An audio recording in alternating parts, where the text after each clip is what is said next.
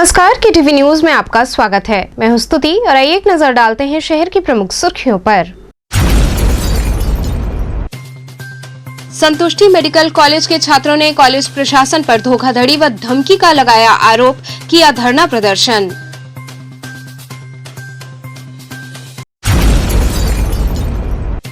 ग्यारह वर्षीय मासूम बच्ची पर रॉड से वार किए जाने के मामले में अकबरपुर अंबेडकर नगर के विधायक बच्चे से करने पहुंचे मुलाकात। वहीं न्याय की मांग को लेकर भीम आर्मी के सदस्य बैठे धरने पर। सुभाषपा कार्यकर्ताओं ने शास्त्री घाट पर महंगाई के विरोध में दिया धरना।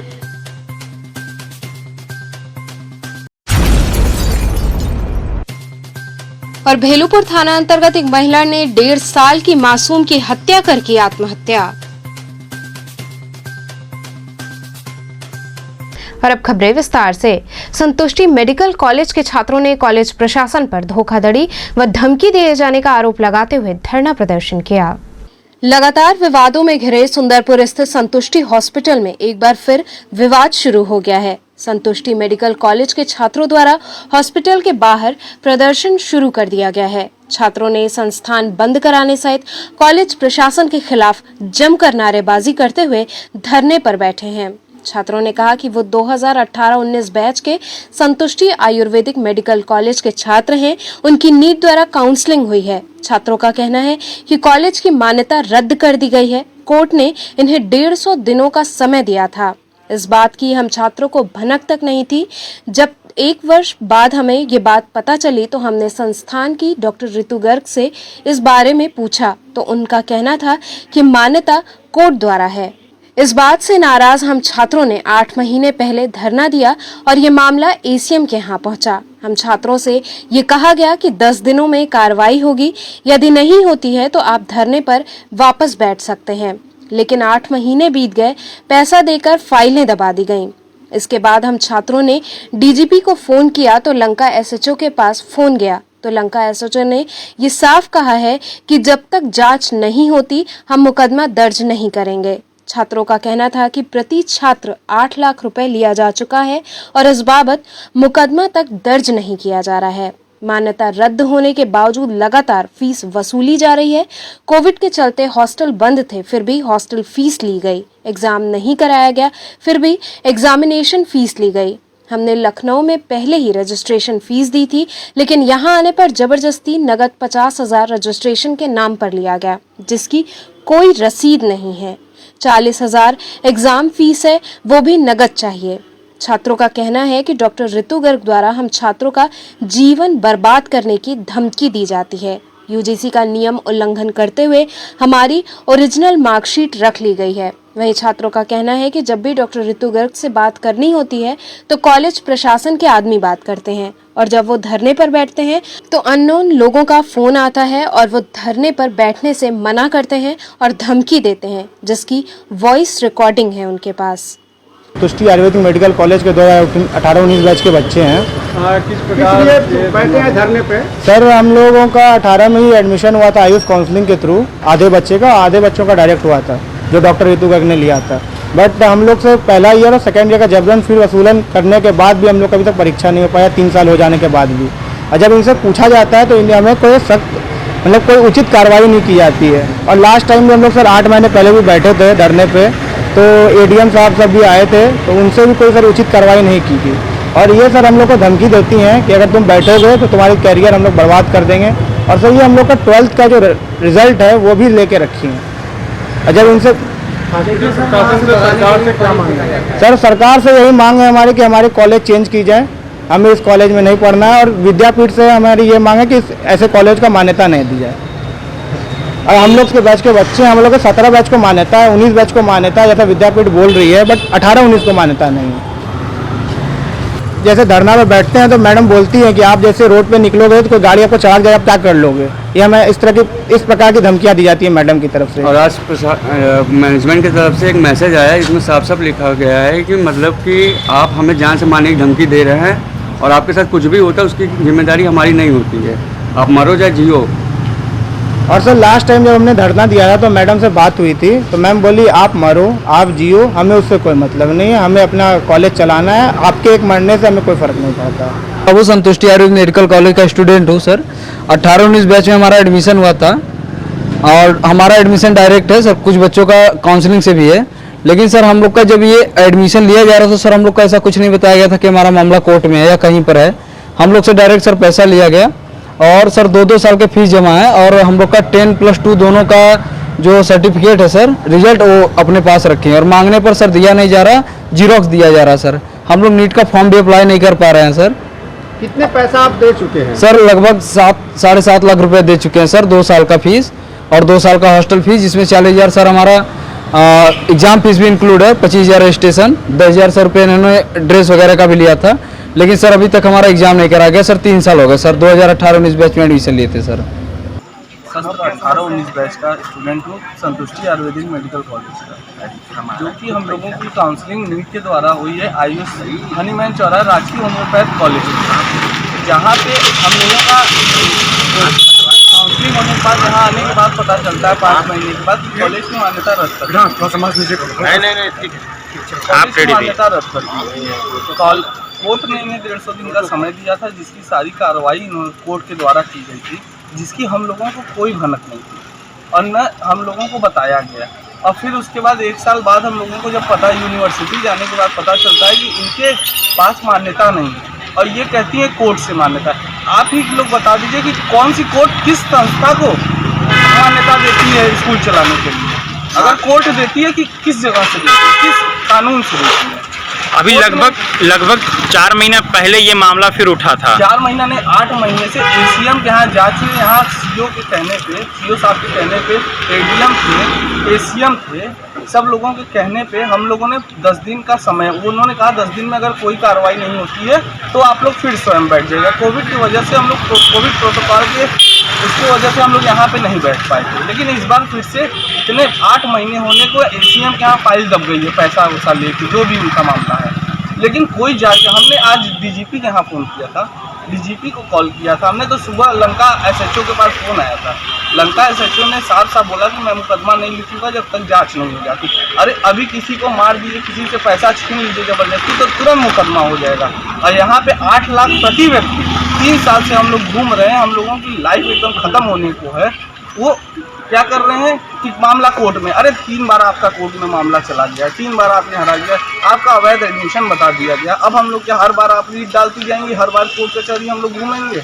हम लोगों का कुछ समय सीमा होता है। अगर आप लोग की मांगे पूरी नहीं होती तो आप क्या करेंगे? मतलब एसीएम साहब अगर आपकी बात नहीं मानते हैं तो आप क्या करेंगे? हम लोग यहीं पे बैठे रहेंगे। जिस प्रकार पिछले बार हम लोगों ने 4 से 5 दिन तक धरना दिया हुआ था, आप नहीं मानते हैं, यहाँ नहीं मानेंगे, आपसे ऊपर के अधिकारी मानेंगे, उनसे ऊपर के अधिकारी मानेंगे, कब तक नहीं मानेंगे? जब तक नहीं मानेंगे इस बार तब तक नहीं। इनकी मान्यता न होने के बाद भी एग्जाम फीस ली, रजिस्ट्रेशन फीस ली, दूसरे साल का फीस दी। कोविड के दौरान, कोविड फर्स्ट वेव जब आई थी, तब इन्होंने जबरदस्ती बुला के बच्चों से असाइनमेंट लिखवा के पैसा लिया। हॉस्टल फीस भी लिया इन्होंने कि बच्चे हॉस्टल में नहीं थे, तब भी इन्होंने हॉस्टल फीस लिया कोविड के दौरान। उसके बाद क्या हुआ कि जब कहती है कोर्ट में डराती है, कोर्ट में मामला बात करते हैं, कोर्ट में मामला पढ़ते क्यों यहाँ पे? कोर्ट में मामला था तो आपने सेकंड ईयर की फीस क्यों ली? आपने किस बिहार पे एग्जाम की फीस ली, किस बिहार पे आपने हॉस्टल फीस ली? अंदर पूछने पे कहते हैं कि तुम हमारे हाथ में कुछ नहीं। कहती हैं कि रजिस्ट्रेशन फीस हम लोगों ने 50,000 दे के वहाँ पे लखनऊ में ही रजिस्ट्रेशन करवा के हम लोग आए थे। उसके नाम पर रजिस्ट्रेशन फीस जबरदस्ती ऑफ पेपर लेती है, जिसकी कोई रसीद नहीं होती है, वो कैश मांगती है। एग्जाम फीस 40,000 मांगती है,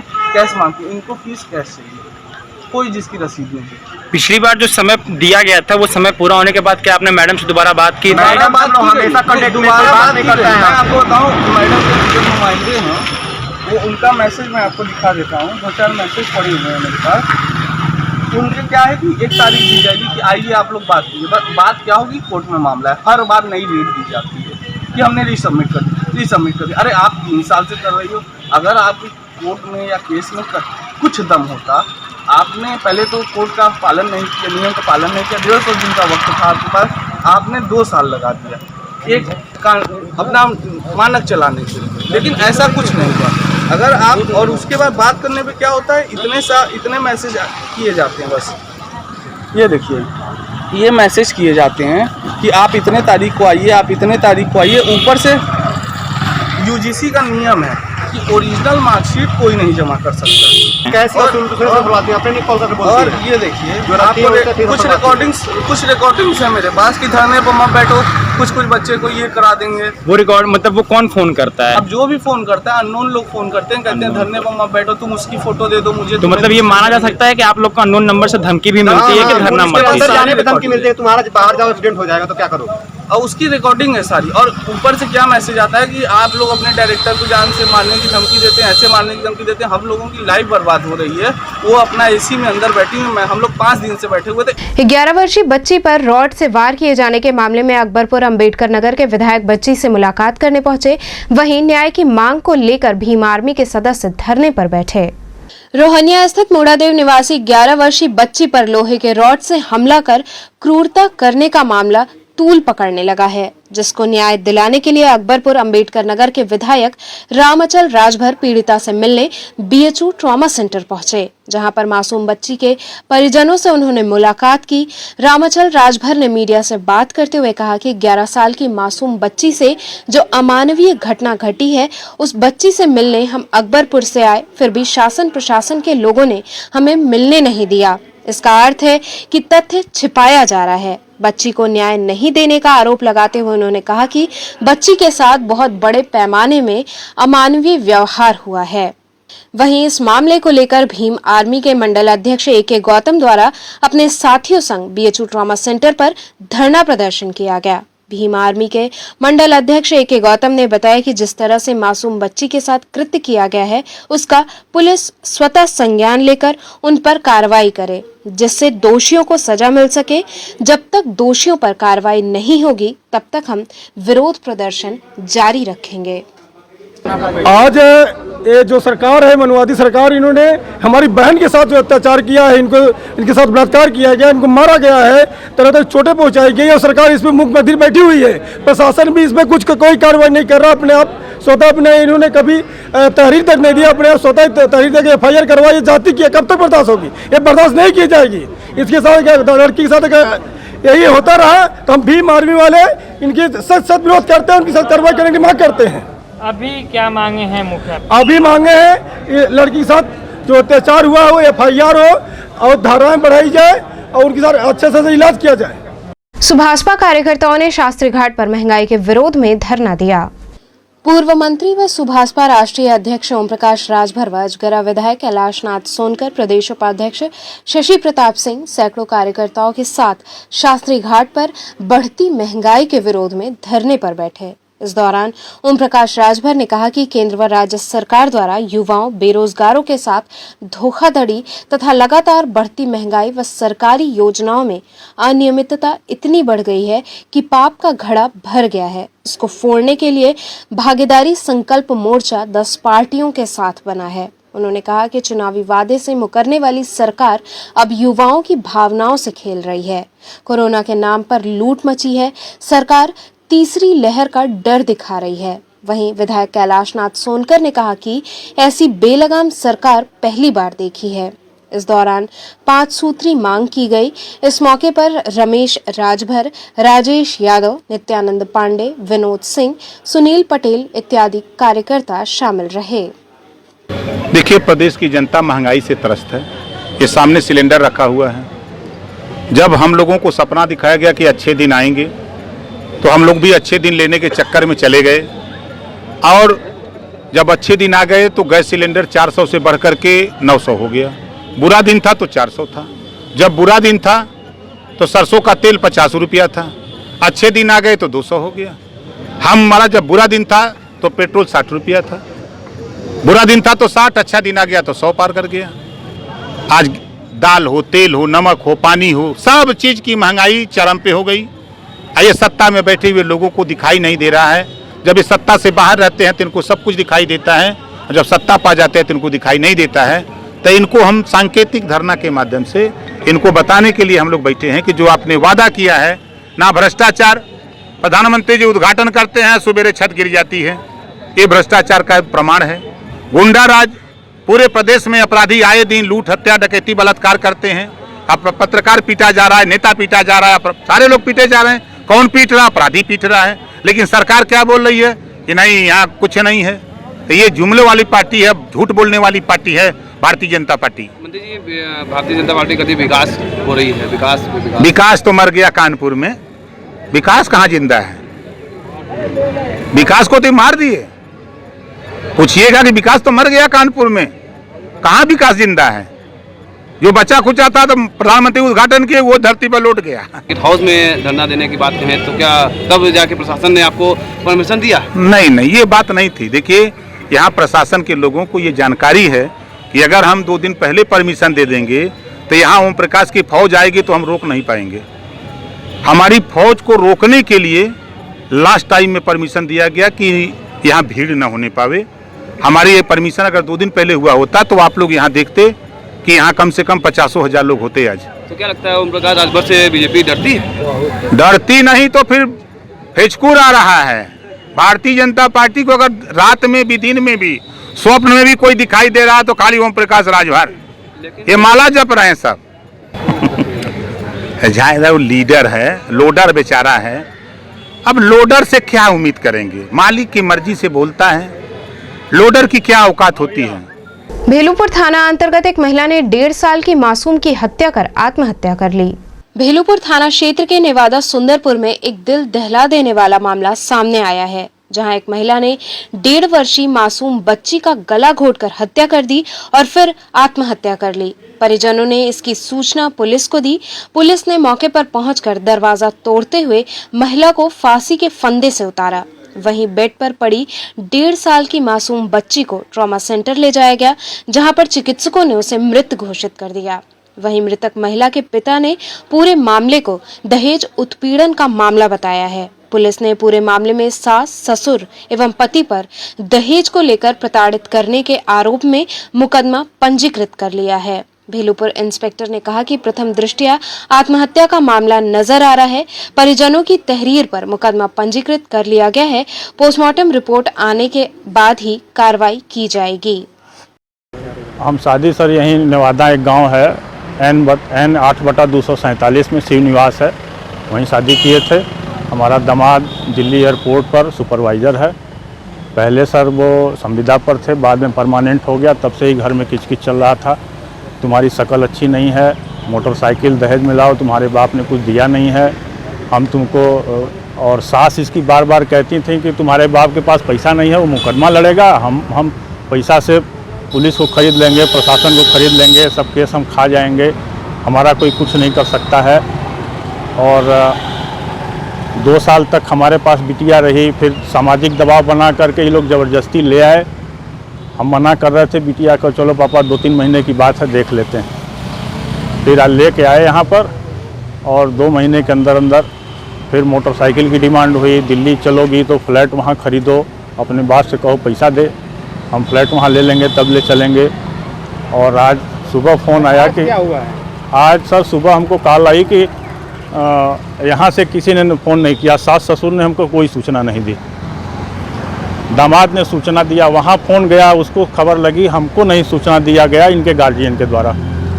और वहाँ से फ़ोन आया कि आप बनारस आ जाइए, देखिए वहाँ पर क्या कर दिया है उन्नति ने। हम कि क्या हुआ, साफ साफ बताओ। क्या हमको नहीं पता है, आप आइए पहले।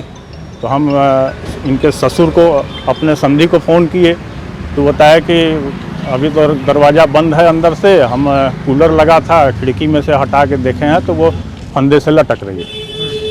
तो हम तब वहाँ से घर से आए हैं, तब तक प्रशासन आकर के दरवाज़ा खोल चुकी थी। हम मना किए थे कि हम आ रहे हैं तब दरवाज़ा तोड़िएगा। प्रशासन वाले दरवाज़ा पहले ही तोड़ करके अंदर घुस गए थे। विधिक कौन कौन लोग थे उसमें, हमको अंदर नहीं जाने दिया गया। आप बाहर रहिए, बाहर रहिए। हम बाहर थे।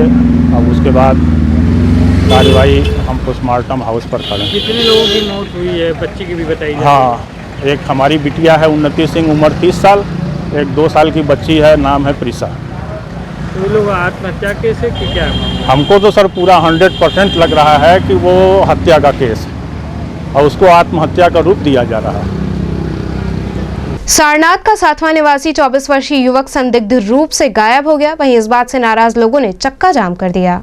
सारनाथ के 7वां निवासी 24 वर्षीय किशन प्रजापति बुधवार की रात संदिग्ध रूप में गायब हो गए। पुलिस ने किशन की स्कूटी, चप्पल व मोबाइल हृदयपुर स्थित रिंग रोड पुलिया के समीप बने पुलिस सहायता बूथ के पास से बरामद किया है। वहीं इस बाबत स्थानीय लोगों ने गुरुवार को सुबह रिंग रोड जाम कर दिया। सारनाथ सर्किल के एसीपी संतोष कुमार मीणा ने 4 घंटे में युवक का पता लगाने का आश्वासन दिया। इसके बाद लोगों ने जाम समाप्त किया। उधर सारनाथ पुलिस ने गुमशुदगी की रिपोर्ट दर्ज कर घटनास्थल के आसपास लगे सीसीटीवी फुटेज के माध्यम से जांच में जुट गए। जानकारी के अनुसार 7वां निवासी किशन प्रजापति नई बाजार पतेरवा में फास्ट फूड की दुकान लगाता है। परिजनों के अनुसार वो बुधवार की रात सब्जी खरीदने के लिए सिगरा स्थित चंदवा सब्जी मंडी गया था, लेकिन वापस नहीं आया। रात में गश्त करने के दौरान सारनाथ पुलिस ने हृदयपुर से किशन का मोबाइल व अन्य सामान बरामद किया। स्कूटी के नंबर से युवक का पता ट्रेस कर परिजनों को सूचित किया गया।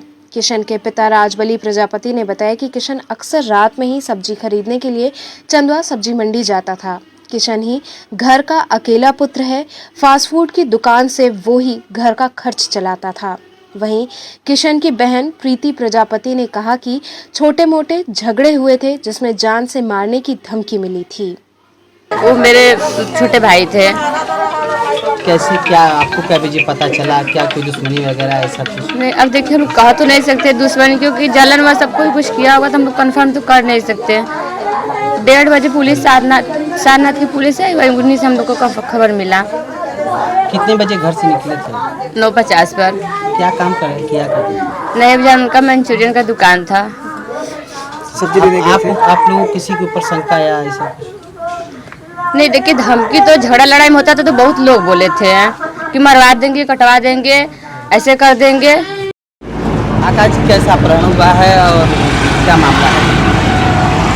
मामला यही है कि वो रात को करीब 10 बजे घर से निकले, अपने दुकान से आए थे, घर खाना खाए और फिर दुकान गए। दुकान से अपना वो फास्ट फूड का दुकान खोले हैं, उसके लिए सट्टी गए थे, चनुआ सट्टी, जो सुबह भोरही में लगती है 2-3 बजे। वहाँ से सब्जी लेके वो आ रहे थे और इसी मार्ग से आप देख सकते हैं पानिया बेला मार्ग पे ये पुलिस सहायता केंद्र है, उसके नीचे वहीं से अपहरण हुआ है उनका। लास्ट में पुलिस प्रशासन की सूचना जब मिली सबको, घर वालों को, रात को कोई आया नहीं था, पुलिस प्रशासन द्वारा सूचना मिली। उनका गाड़ी था, चप्पल था, मोबाइल वहीं पे था, लेकिन वो नहीं गए। क्या किसी पर शंका वगैरह या कोई दुश्मनी वगैरह? ऐसा तो कोई वो नहीं है। अधिकतर वो समय अपने दुकान पे ही देते थे, अपने दुकान में ही व्यस्त रहते थे वो। क्या आश्वासन दिया गया है प्रशासन? प्रशासन बोली हम लोग 4 घंटे अभी हट जाइए रोड से। हाँ, प्रशासन बोलिए कि 4 घंटे 5 घंटे में हम ऐसा सीसीटीवी कैमरा से इधर उधर से हम लोग इकट्ठा करके जरूर पकड़ेंगे।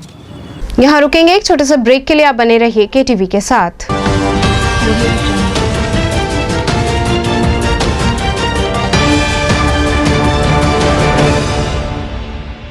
खबरों से जुड़े रहने के लिए हमारे चैनल KTV वाराणसी को सब्सक्राइब करें और लेटेस्ट अपडेट्स के लिए बेल आइकन को प्रेस करें।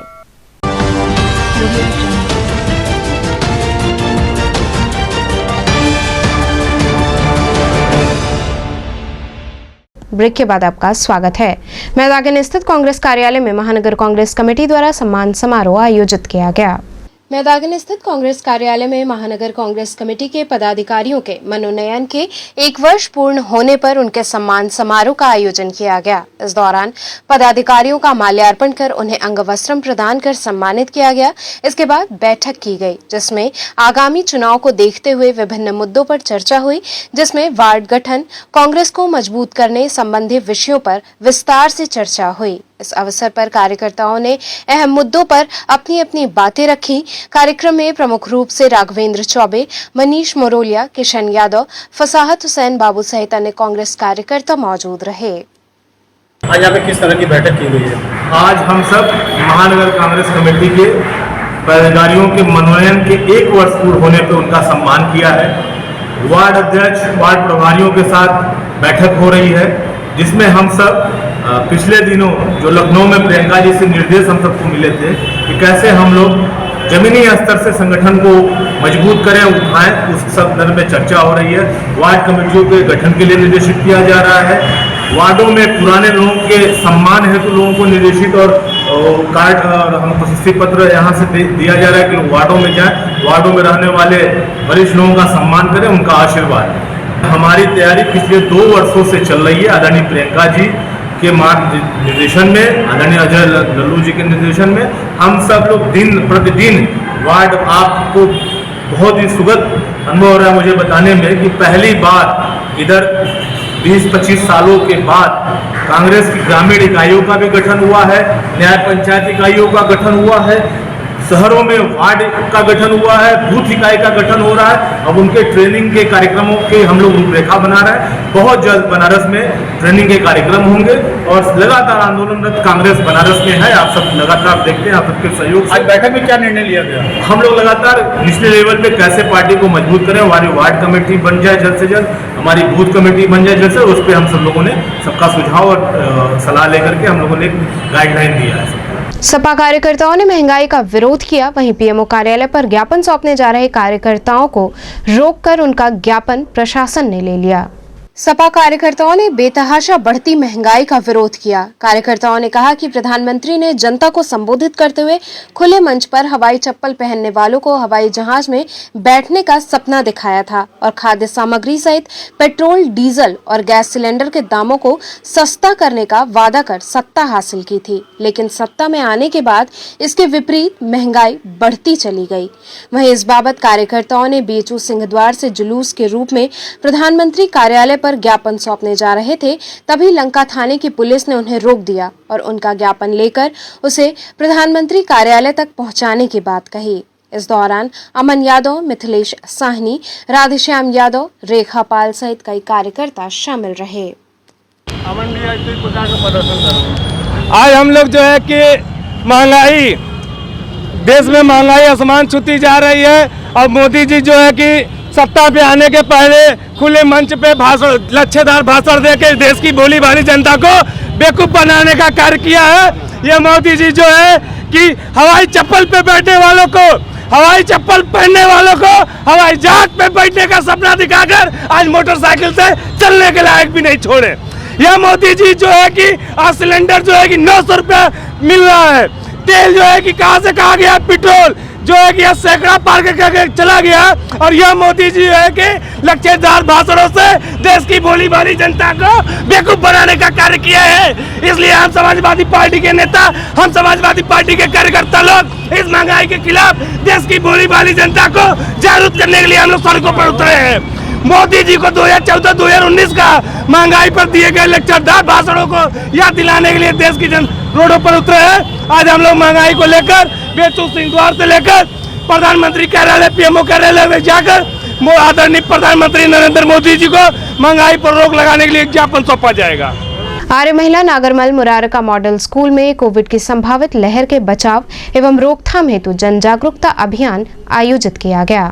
आर्य महिला नागरमल मुरारका मॉडल स्कूल में आरोग्य भारती काशी प्रांत द्वारा कोविड-19 की संभावित तीसरी लहर के बचाव एवं रोकथाम हेतु जन जागरूकता अभियान का आयोजन किया गया। इस अवसर पर मुख्य अतिथि के रूप में आरोग्य भारती काशी प्रांत के क्षेत्रीय प्रचारक गोविंद, विशिष्ट अतिथि के रूप में doctor Indranil Basu, doctor Manish Tripathi, doctor Meenakshi Singh, doctor Rudreshwar Tripathi, doctor Sunil Mishra उपस्थित रहे। अतिथियों का स्वागत समाज सेविका एवं all India council and executive member Arya Mahila Hitkarini महापरिषद की पूजा दीक्षित ने उन्हें पुष्पगुच्छ एवं स्मृति चिन्ह प्रदान कर किया। इस अवसर पर कोविड-19 की संभावित तीसरी लहर के बचाव एवं रोकथाम को दृष्टिगत रखते हुए आरोग्य भारती काशी प्रांत द्वारा उपस्थित लोगों को मास्क, सैनिटाइजर, ग्लव्स एवं औषधि पौधों का वितरण किया गया। इस अवसर पर वरिष्ठ चिकित्सा अधिकारी डॉक्टर रविन पांडे, आयुर्वेदिक चिकित्सक रेलवे रामनगर डॉक्टर राजेश पांडे, विश्व हिंदू परिषद से शिवेंद्र, शिल्पा गुजराती, ममता सिंह सहित सभी अध्यापकगण एवं कर्मचारीगण उपस्थित रहे। मैडम, आज किस तरह का कार्यक्रम संपन्न हो रहा है? आज हम लोग आरोग्य भारती की तरफ से जो तीसरी लहर की जो बातें चल रही हैं कि कोरोना की तीसरी लहर सामने आ रही है, उसी पे ही हम लोग बात करेंगे, क्योंकि ये लहर समझ में आ रही है कि माताओं और बच्चों के ऊपर ज़्यादा भारी पड़ेगी, क्योंकि मेरे पास महिलाओं का प्रकोष्ठ ज़्यादा है और बच्चियाँ मेरे पास कुछ नहीं तो 12,000 बच्चियाँ हैं। तो ये बहुत ही ज़रूरी था कि हम बच्चियों को और उनकी माताओं और परिवारों को जागरूक करें, क्योंकि बचना ज़्यादा इम्पॉर्टेंट है, ना कि बीमारी से बचना। तो बचाव और बचना दोनों के बारे में आज आरोग्य भारती हमें यहाँ पे इसके बारे में बताएगी। तो किस तरह से जागरूक करेंगी लोगों को? यहाँ पे आयुर्वेदिक किट्स हैं, साथ में इन्होंने कई चीज़ें बताई हैं कि किस तरीके से बचना है, क्या क्या चीज़ें इस्तेमाल करनी होगी, किन चीज़ों के प्रति हमें जागरूक रहना पड़ेगा। तो ये सारी चीज़ें आज यहाँ पे गोष्ठी में बताई जाएंगी। आगे भी आपका कोई योजना है इसे जागरूकता करने के लिए, लोगों को तीसरी लहर से बचाने के लिए? जी बिल्कुल, क्योंकि दूसरी लहर ने आपस के काफ़ी लोगों को हम लोग ने खो दिया और बहुत बड़ी भारी क्षति हमारे देश की भी हुई है। तो ये तीसरी लहर का प्रभाव हम में ना ही पड़े, तो इसके लिए अभियान चलाऊंगी और हर जगह जहां मेरी ज़रूरत पड़ेगी मैं वहां जाके ये जागरूकता की रैली करूँगी। बीएचयू के नेत्र विज्ञान संस्थान में हल्की बारिश के बाद भीषण जल जमाव हो गया। विगत 15 जुलाई को काशी आगमन पर प्रधानमंत्री नरेंद्र मोदी द्वारा काशी वासियों को बहुत सी सौगातें दी गई थीं। वहीं काशी हिंदू विश्वविद्यालय स्थित नेत्र विज्ञान संस्थान का प्रधानमंत्री नरेंद्र मोदी द्वारा लोकार्पण भी किया गया था, लेकिन हल्की सी बरसात के बाद नेत्र विज्ञान संस्थान के पास घुटनों तक पानी जमा हो गया है, जिससे आने जाने वाले मरीजों को काफी परेशानियां झेलनी पड़ रही है। 15 जुलाई को प्रधानमंत्री का आगमन था और काशीवासियों को सौगात दी गई थी। उसमें नेत्र विभाग बनाया गया था। वहाँ पे आज देखा जाए तो घुटनों तक पानी लगा। तो क्या कहेंगे? यही हालात पूरे देश के हैं और यह हर जगह जहाँ भी जाते हैं भ्रम की स्थिति पैदा करते हैं। आज बीएचयू में जिस चीज़ का इन्होंने नेत्र विभाग का उद्घाटन किया, वहाँ घुटने तक पानी लगा हुआ है।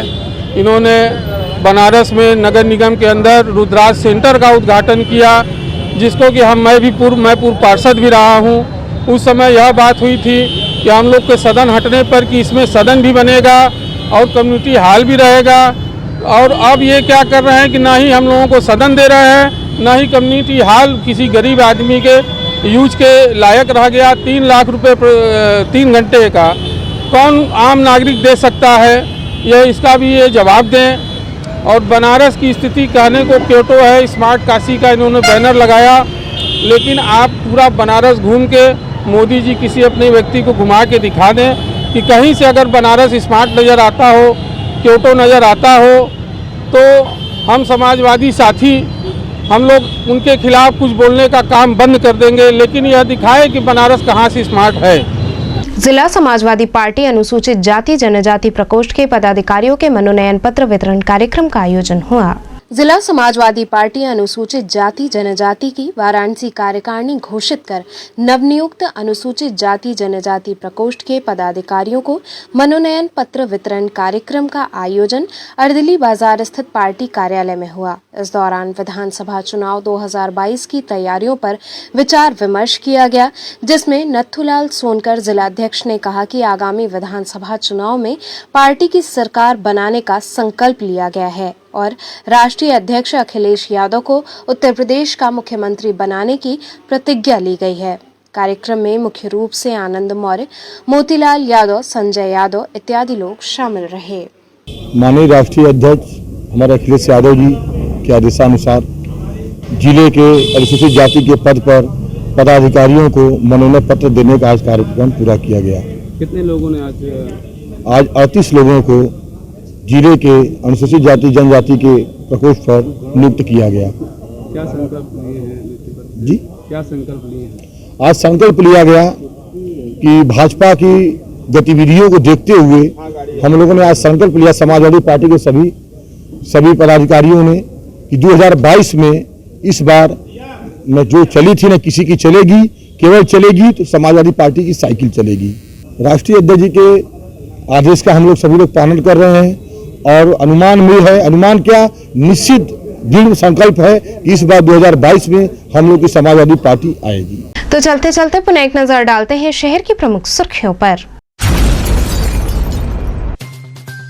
संतुष्टि मेडिकल कॉलेज के छात्रों ने कॉलेज प्रशासन पर धोखाधड़ी व धमकी का लगाया आरोप, किया धरना प्रदर्शन।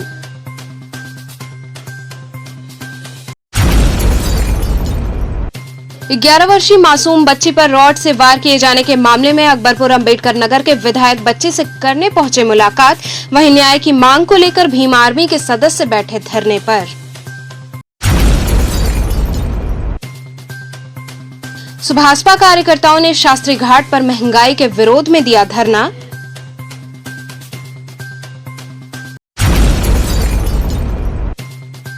और भेलूपुर थाना अंतर्गत एक महिला ने 1.5 साल की मासूम की हत्या कर की आत्महत्या।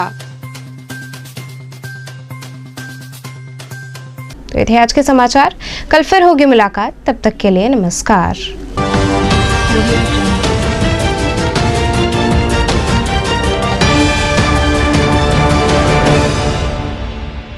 खबरों से जुड़े रहने के लिए हमारे चैनल KTV वाराणसी को सब्सक्राइब करें और लेटेस्ट अपडेट्स के लिए बेल आइकन को प्रेस करें।